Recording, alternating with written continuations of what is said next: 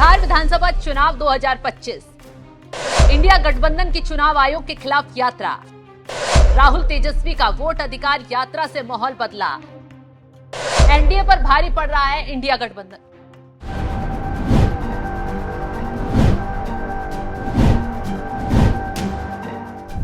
नमस्कार, आप देख रहे हैं न्यूज एक्सप्रेस। मैं हूं आपके साथ शबनम। 17 अगस्त 2025 से 1 सितंबर 2025 तक चली राहुल गांधी की वोट अधिकार यात्रा ने मोदी शाह के सामने कड़ी चुनौती पेश की है। इसके साथ ही साथ इस यात्रा ने चुनाव आयोग को संदिग्ध बना दिया और बिहार की जनता के साथ ही साथ देश की जनता भी चुनाव आयोग को संदेह के घेरे में देख रही है। और जो बात चुनाव आयोग के खिलाफ राहुल गांधी ने कही, उसका जवाब चुनाव आयोग दे नहीं पाया, जिसका नतीजा ये है कि अब जनता बीजेपी के बजाय कांग्रेस आरजेडी को पसंद करने लगी है। और इसी से पत्रकार जो इस वोट अधिकार यात्रा को बड़े ही नजदीक से देख रहे थे, उनका कहना है कि माहौल बदल गया है और अब एनडीए बिहार में फंसता नजर आ रहा है। अब जानते हैं राहुल गांधी के नेतृत्व में बिहार में इंडिया गठबंधन के नेताओं की वोट अधिकार यात्रा निकाली जा रही है।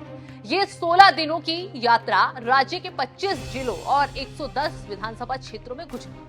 करीब 1300 किलोमीटर की इस यात्रा ने सत्ता पक्ष को हिलाकर दिया। लाखों मतदाताओं के नाम मतदाता सूची से हटाने के खिलाफ आवाज उठाई गई। राहुल गांधी ने इसे नैतिक लड़ाई बताया। यात्रा के दौरान विपक्षी दलों ने एकजुटता दिखाई, जिससे मोदी शाह की नींद हराम हो गई। बीजेपी और चुनाव आयोग पर वोट चोरी करने का आरोप इतना बड़ा हो गया कि अब इस पर सत्ता पक्ष बात ही नहीं करना चाहता। चुनाव आयोग की मसौदा मतदाता सूची में राज्य की 65 लाख वोटरों के नाम शामिल नहीं किए गए हैं। विपक्ष ने इस यात्रा को सिर्फ एक अभियान नहीं बल्कि एक नैतिक लड़ाई के तौर पर पेश किया। राहुल गांधी ने कहा कि वो इन लाखों लोगों के मताधिकार की रक्षा करना चाहते हैं जिनके नाम मतदाता सूची से हटा दिए गए हैं। इसी को लेकर वरिष्ठ पत्रकार सतीश सिंह ने एक बड़ा खुलासा कर दिया है, जिसे देखकर या सुनकर एनडीए गठबंधन घबरा गया है।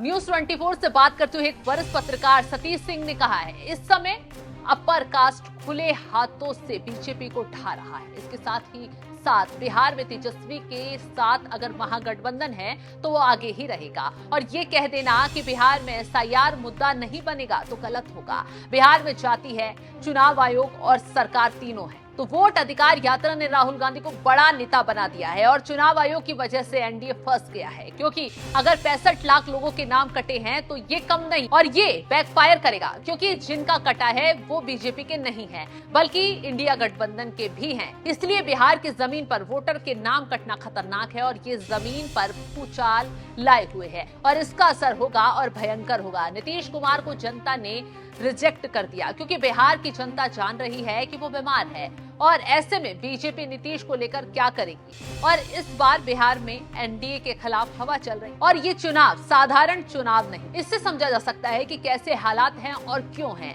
लेकिन इस बार बिहार में मोदी शाह फंसते नजर आ रहे हैं। विश्लेषक ये भी कह रहे हैं कि तेजस्वी के सामने कोई नेता नहीं है और जो है वो बीमार है। ऐसे में कहा जा रहा है कि बिहार फंस गया है। यहाँ पर हम वोट अधिकार यात्रा के दौरान राहुल गांधी का भाषण सुनवाते हैं। आप सुनिए क्या कुछ कहा राहुल गांधी। इलेक्शन आता है,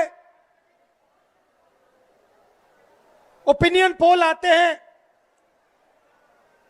और उसमें ओपिनियन पोल हमारे जो मीडिया वाले कहते हैं, हरियाणा में कहा कि कांग्रेस पार्टी जीतेगी। नरेंद्र मोदी और अमित शाह कहते हैं बीजेपी जीतेगी और आंकड़े देते हैं 300 पार। 2014 में,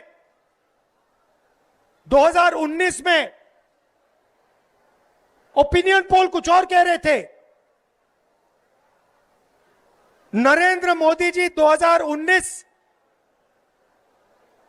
के चुनाव के बाद रिजल्ट आने से पहले प्रेस कॉन्फ्रेंस करते हैं, कहते हैं 300 सीटें आएंगी।